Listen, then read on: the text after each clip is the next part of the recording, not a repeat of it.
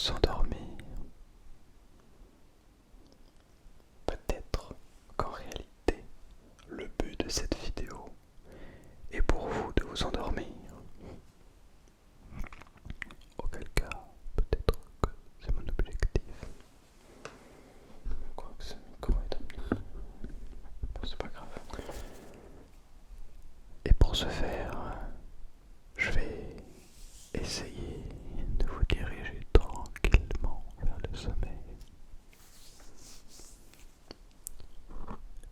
Et ce, de la manière la plus progressive possible.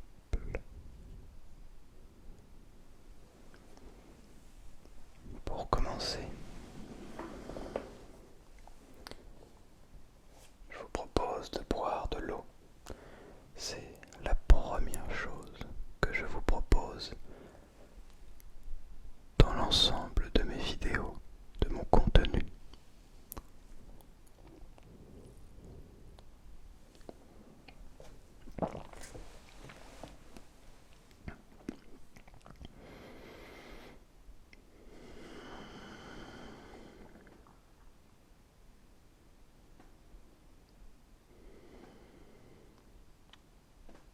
Faites comme moi.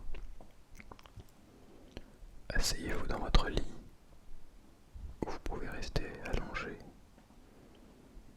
ou vous asseoir dans un canapé, ou dans votre fauteuil, peu importe. Et respirons ensemble.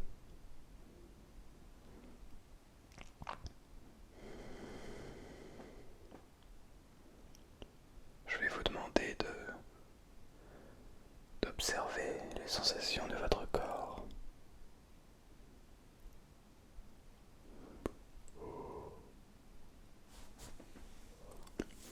Si vous bâillez, c'est très bien, c'est parfait. Ne vous empêchez surtout pas de bâiller.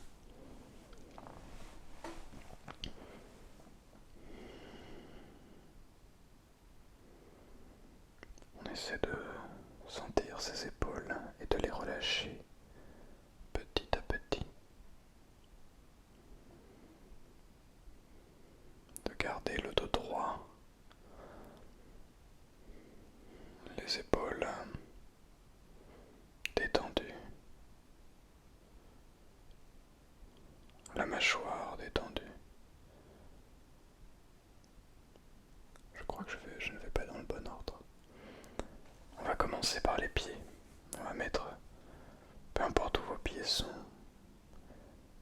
dans votre lit, à sentir la couverture au-dessus d'elle ou le matelas en dessous.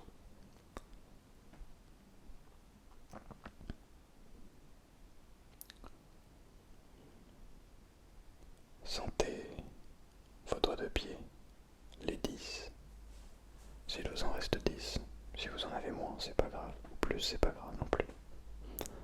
Il y a peut-être des gens qui ont des malformations et ce n'est pas grave, ça ne change rien.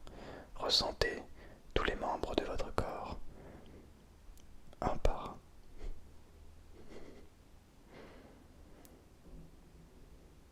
Ressentez vos mollets, d'abord vos chevilles. Ressentez vos mollets. Contractez-les et décontractez-les.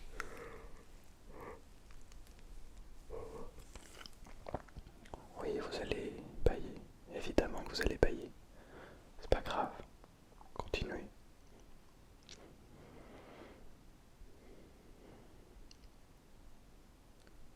Vos genoux.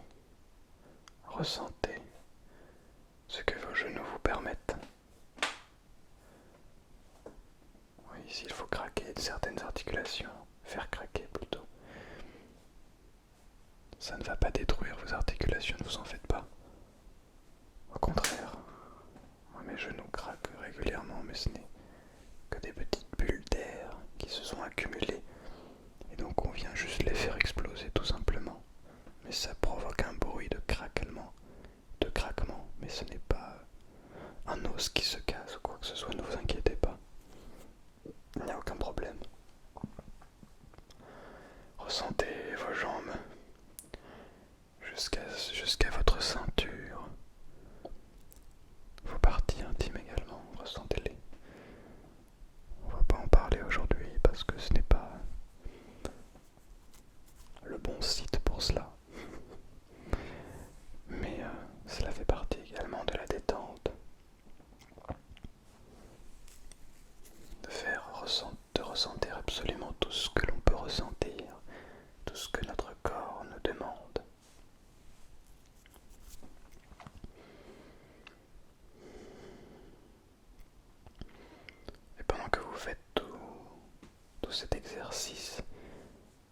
ressentiment. Le ressentiment. Cet exercice pour ressentir votre corps en intégralité. Eh bien, continuez de respirer par le diaphragme.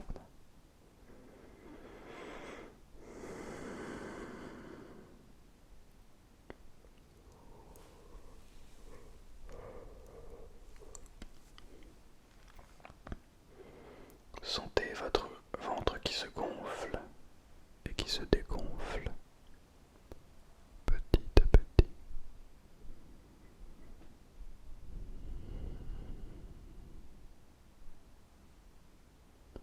Puis votre torse, vos poumons qui viennent soutenir le diaphragme.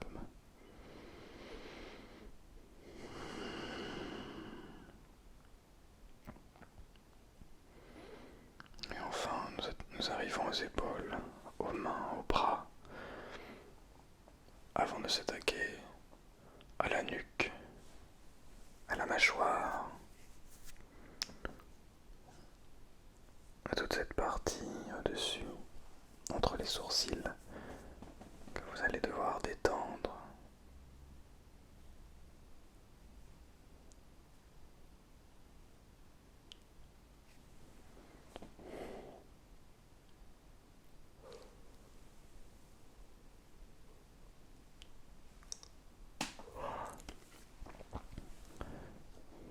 Très bien. Vous pouvez, comme vous le souhaitez, comme vous le sentez, soit ouvrir les yeux, soit les garder fermés, afin d'écouter cette vidéo ou de la regarder, comme il vous plaira bien entendu. Je vous propose d'ouvrir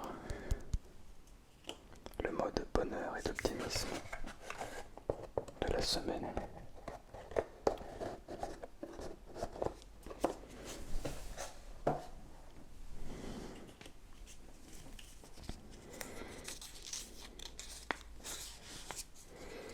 Si vous souhaitez jeter un œil sur l'image, n'hésitez pas à ouvrir les yeux.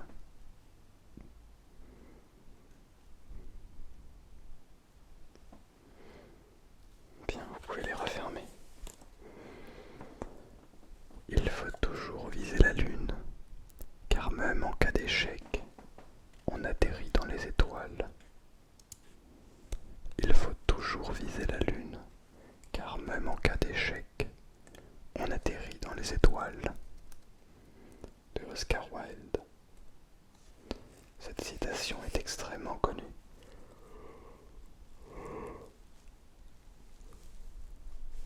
Mais je crois qu'elle en vaut la peine. N'abandonnez jamais vos rêves. Continuez de rêver. Continuez de viser haut. Continuez de croire en vos rêves. Continuez de travailler. Continuez d'aimer. Malgré tout ce qui peut se passer. Continuez d'avancer. Parce que rien ni personne ne pourra faire ce travail à votre place. Continuez d'apprendre qui vous êtes. Continuez d'apprendre à vous aimer. Le chemin n'est jamais terminé, il y a toujours quelque chose à apprendre. On ne finit jamais de s'aimer.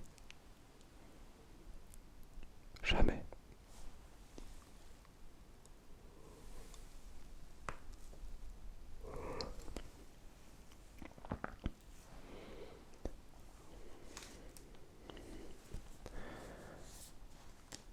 J'apprends depuis peu, comme peut-être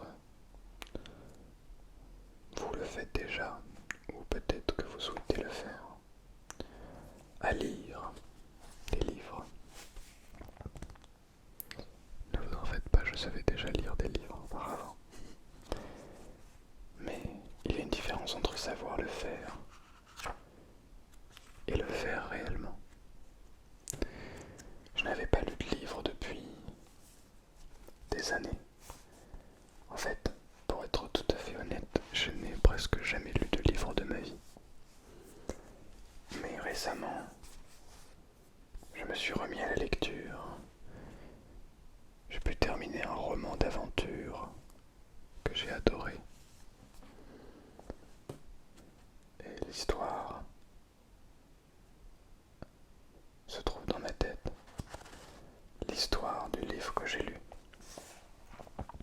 est là, dans mon esprit.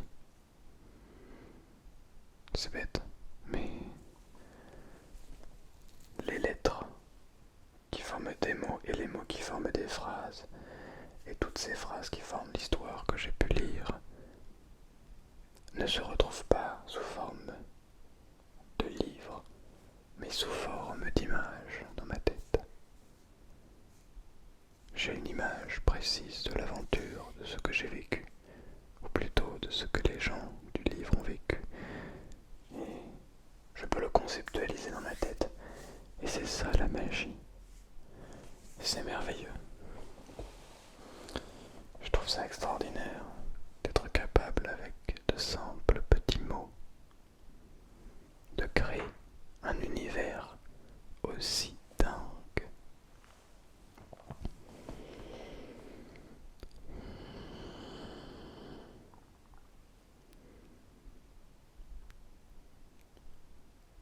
Chaque chose mérite d'être observée. Ne mettez rien de côté. Ne dites jamais, jamais.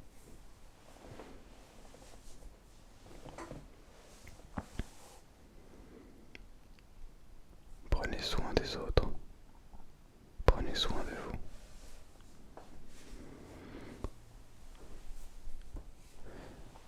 J'ai récemment écouté la vidéo de Kali ASMR, que vous connaissez probablement. Très grand artiste ASMR. Et elle parlait, pendant sa vidéo, de sujets de conversation. Elle parlait de la rencontre avec de nouvelles personnes, avec des gens de manière générale. Et j'ai trouvé son point de vue absolument extraordinaire.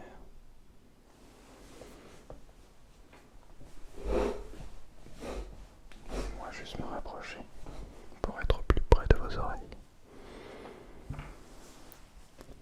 Elle a parlé de sa manière d'être avec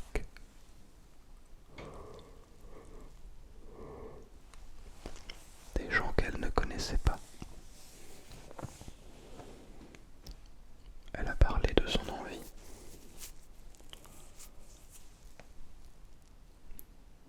de demander aux gens de poser des questions, de leur demander comment ils s'appellent, ce qu'ils font dans la vie, ce qu'ils aiment, et d'essayer d'être curieux envers les autres. Et c'est quelque chose de très intéressant. Je n'ai, pour être tout à fait franc avec vous, pas l'habitude d'être aussi curieux envers des gens que je ne connais pas. J'évite de poser des questions par peur peut-être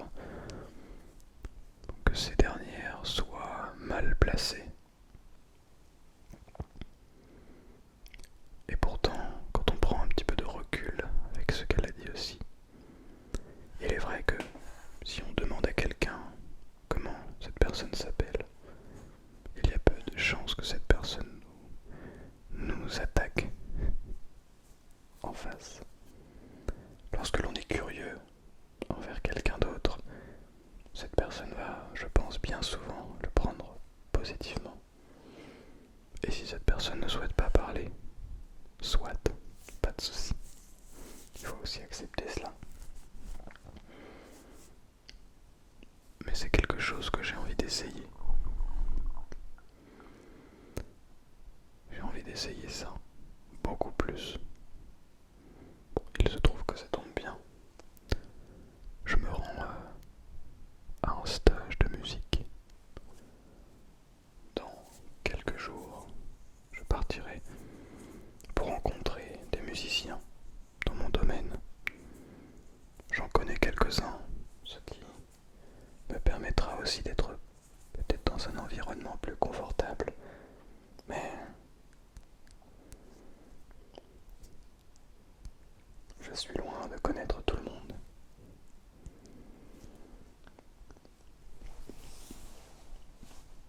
Alors,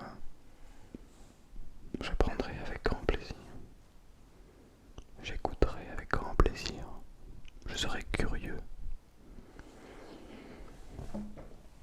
Et même si c'est loin de ma zone de confort, je décide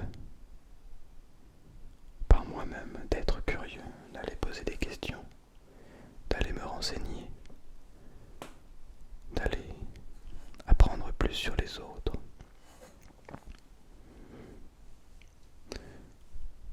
Parce que je crois qu'il est bien, en réalité, d'être avec les autres.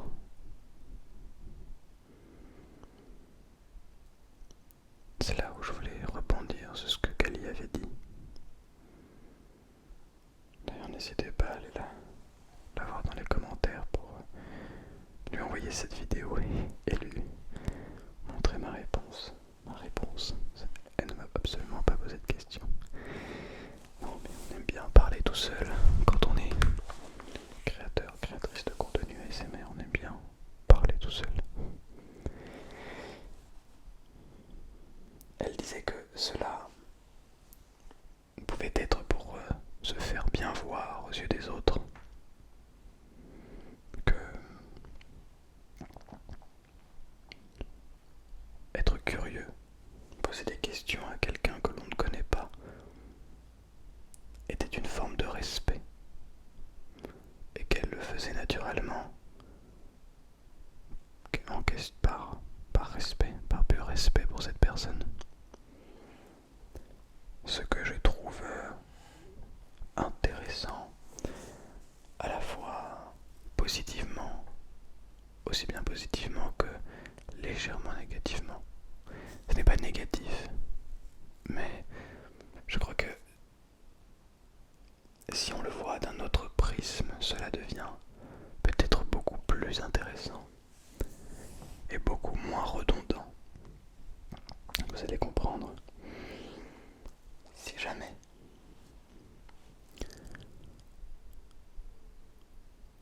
on se force parce que on considère que c'est du respect que de poser des questions, eh bien on n'écoutera pas forcément les réponses.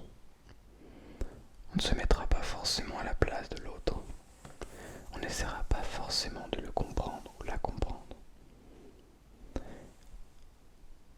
Alors que si à l'inverse, on décide de consciemment, parce que on décide que cela nous intéresse, de poser des questions à cette personne, à ce moment-là, on change, on switch de mentalité. Et le but, ici, ne sera plus par respect de poser des questions, mais plutôt parce que cela nous intéresse de savoir ce que cette personne a à nous présenter, parler, nous intéresse réellement et que cela a une réelle importance pour nous. Ce qui n'est pas chose aisée, j'en conviens. Bien, cela n'était qu'un humble avis. Je considère quand même Kali comme une personne très forte parce que je ne suis pas capable de poser des questions, tout du moins pour le moment. Cela s'entraîne également d'aller poser des questions à quelqu'un que je ne connais pas pour me renseigner sur cette personne. Bref, ce n'est pas très grave. Bon. Est-ce que vous dormez?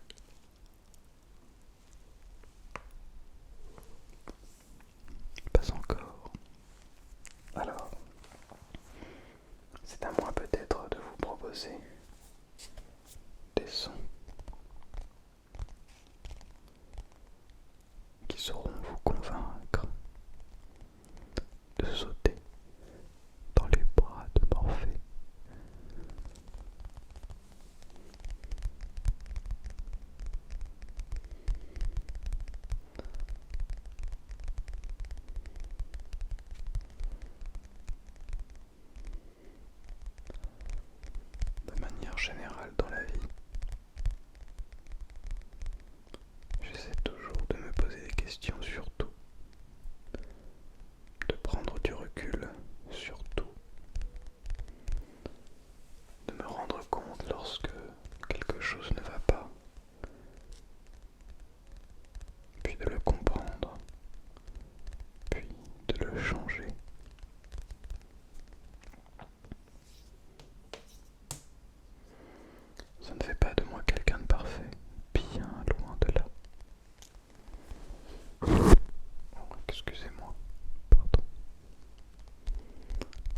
cherche simplement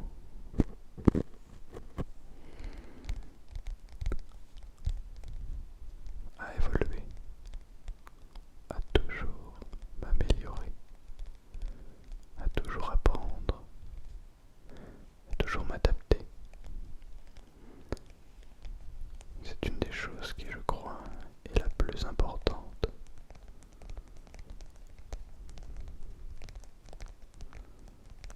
Sur cette planète, être capable de s'adapter à ce qui nous entoure,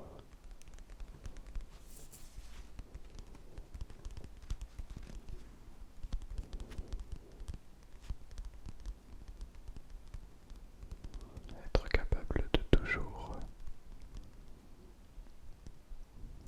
garder cet équilibre, cette nuance dans nos propos,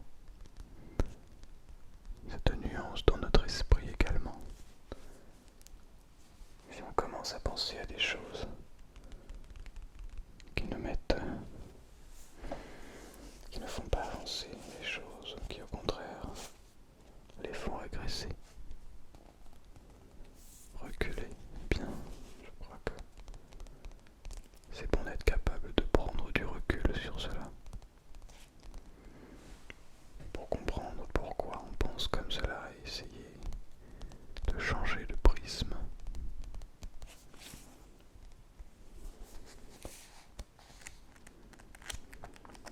À la fois j'essaye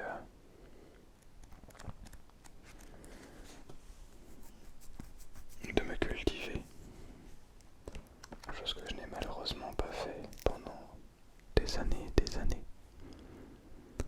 Est-ce que je le regrette? Oui. J'aurais aimé rencontrer l'amour du livre jeune, l'amour de la connaissance plus jeune. J'aurais aimé pouvoir me rendre compte de tout ce que je me rends compte aujourd'hui. Peu importe le domaine. Plus tôt. C'est clair que j'aurais aimé. J'aurais évidemment fait des choix complètement différents, parfois.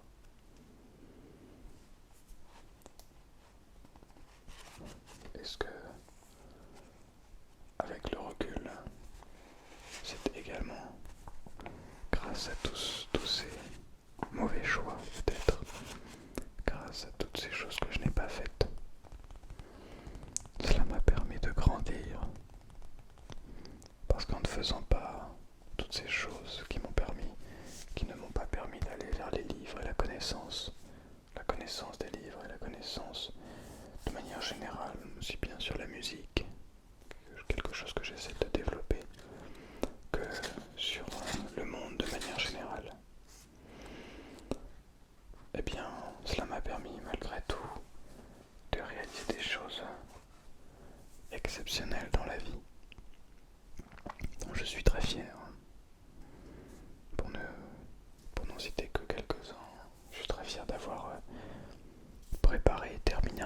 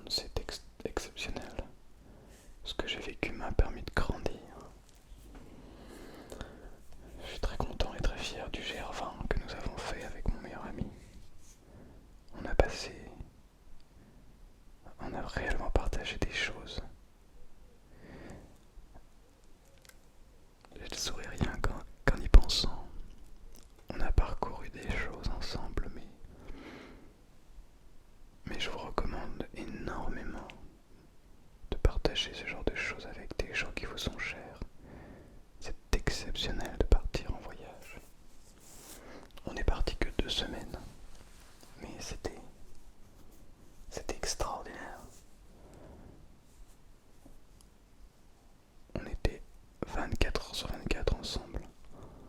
Mais c'est vrai, il y a un moment, je me souviens d'un jour où mon meilleur ami donc ne pouvait presque plus marcher. C'était extraordinaire. Non, enfin pas le fait qu'il ne pouvait plus marcher, mais un soir en fait, euh, son pied, il a eu une ampoule sous le pied en fait, juste ici. Et il a donc mis un compide, donc une sorte de pansement pour créer une seconde peau, pour ne pas entacher la première. Et le compide s'est fusionné avec la peau au fur et à mesure du temps. Et en dessous, s'est créée une cicatrice sous le pied. Une cicatrice, c'est extrêmement douloureux. Surtout en dessous du pied lorsque l'on fait une grande randonnée. C'est horrible. D'autant plus que lorsque on a le pied par terre quand on est debout, le sang descend jusqu'à la cicatrice. Et lorsque le sang descend jusqu'à la cicatrice, cela envoie une information au cerveau de douleur. Le cerveau ressent la douleur. Donc autant dire que le soir on a réussi à terminer la journée. Mais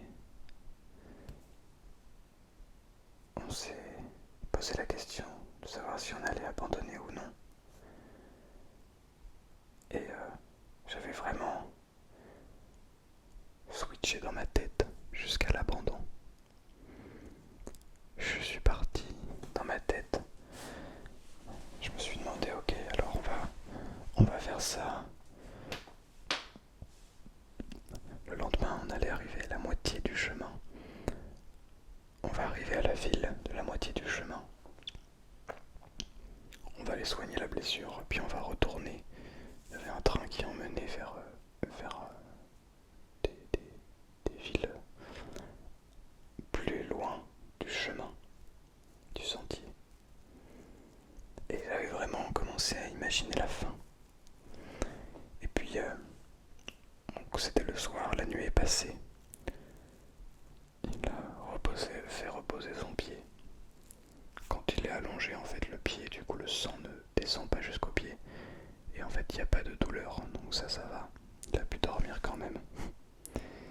Et donc, quand on s'est réveillé à, je crois, 4h30 du matin, pour partir tôt. En fait, on part tôt, histoire de ne pas avoir la chaleur du soleil, pour pouvoir marcher 3 heures, 2-3 heures le matin, à la fraîche, de nuit.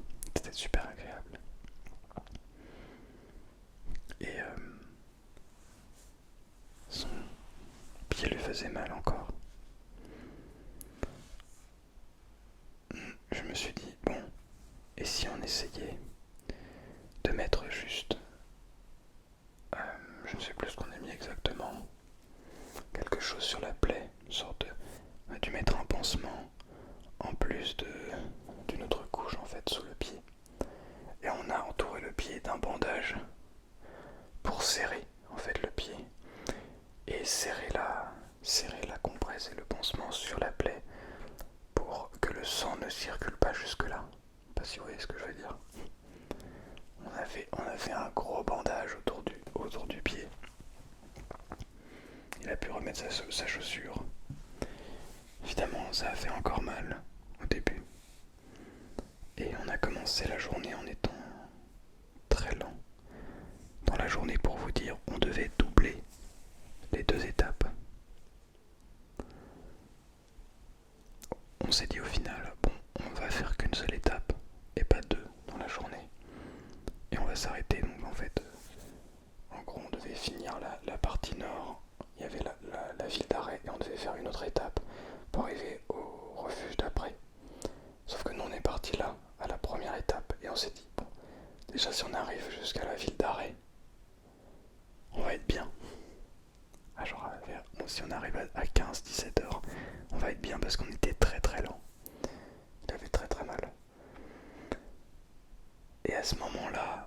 commencé à... En fait, ça faisait déjà plus d'une semaine qu'on était ensemble 24 heures sur 24. Mais réellement, j'abuse pas. On est tout le temps ensemble. Donc en fait, on ne peut pas être 24 heures sur 24 avec une personne parfois. On a besoin de respirer, de ne plus être d'être seul ou d'être socialement avec d'autres personnes, de se ressourcer ailleurs, de penser à autre chose. Et donc du coup, on commençait à se disputer en fait. Et, euh, et je me souviens d'un moment, on s'est assis. Je sais plus exactement ce qu'on s'est dit, mais en gros, lui il est parti un peu énervé. Et il est parti. Il a continué à marcher. Et au-delà de ça, je l'ai vu même aller courir pour descendre le chemin. Et donc comme au début du chemin on était très lent, tout le monde nous avait dépassé. Et ensuite il s'est mis à courir dans dans un sentier de grande randonnée, un des plus difficiles d'Europe. Il s'est mis à courir. Et évidemment moi je le suivais. Non, avec de la distance, histoire qu'on ne court pas ensemble, qu'on n'avance pas ensemble. Et il a couru comme ça pendant, je crois, 2 heures.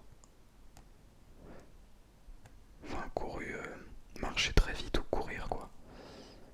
Du trail à peu près. Et au final, on est arrivé plus tôt que prévu à la ville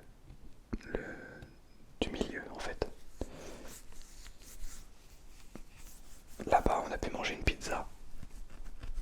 Ça nous a requinqué. Et là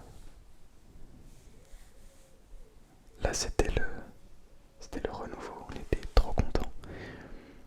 Et lui allait beaucoup mieux, son pied allait beaucoup mieux. Et miraculeusement, finalement, on a pu continuer. Et on s'est dit, bon bah on va pas abandonner. Finalement, ce serait trop bête quand même. Et donc on a pu continuer. Mais vous voyez ce souvenir, et je pourrais vous en raconter d'autres d'ailleurs. Si ça vous intéresse, on a raconté notre histoire dans une vidéo avec Léo justement, mon meilleur ami, avec qui on a fait. J'ai fait je crois 3 vidéos sur le GR20. Donc si ça vous intéresse, j'essaierai de vous mettre le i. Ici ou ici, je ne sais plus. Voilà. Donc c'était une aventure exceptionnelle et c'est ce genre de choses qui forge la personne que l'on est aujourd'hui. C'est ce genre d'expérience extraordinaire. On est tout seul et en plus, là où c'était extraordinaire, c'est qu'on est dans un environnement relativement sauvage en fait. Sauvage, ça veut pas dire qu'on va se faire attaquer par un ours, mais il y a des animaux sauvages, on en a vu pas mal, un petit peu partout. Il y a très peu en fait il y a quelques refuges en fait à certaines étapes, quelques refuges humains, mais toujours cela reste avec l'esprit, le respect de la nature environnante. Il y a quand même 2 ou 3 hôtels, je crois. Il y a un gros hôtel sur le chemin, quand même, qui fait touristique. Et donc là, d'ailleurs, il y a des gens qui arrivent en bus de là-bas pour faire 1 ou 2 étapes, enfin, une journée de marche. Mais les gens qui font tout le GR20 en entier, il y a des endroits où il y a même un refuge où il n'y avait même pas d'eau, pour vous dire. On est arrivé à un refuge à genre 11h du matin, je crois, quelque chose comme ça. Même pas, peut-être même avant. Et on est arrivé, la dame là-bas nous dit, alors juste on n'a pas d'eau. Bon, qu'il n'y ait pas d'eau potable, ça à la limite c'est pas grave, on peut la faire bouillir, on avait des petits cachets pour la rendre potable. Mais alors, qu'il n'y ait pas d'eau du tout, bah nous on comptait faire notre lessive, etc. C'est quand même pas ouf. Du coup on est allé au refuge d'après. Mais bon, pour vous dire que vraiment il y a des refuges où on est vraiment en fait on est vraiment dans la montagne, dans la nature et c'est extraordinaire. C'est genre, mais c'est magnifique.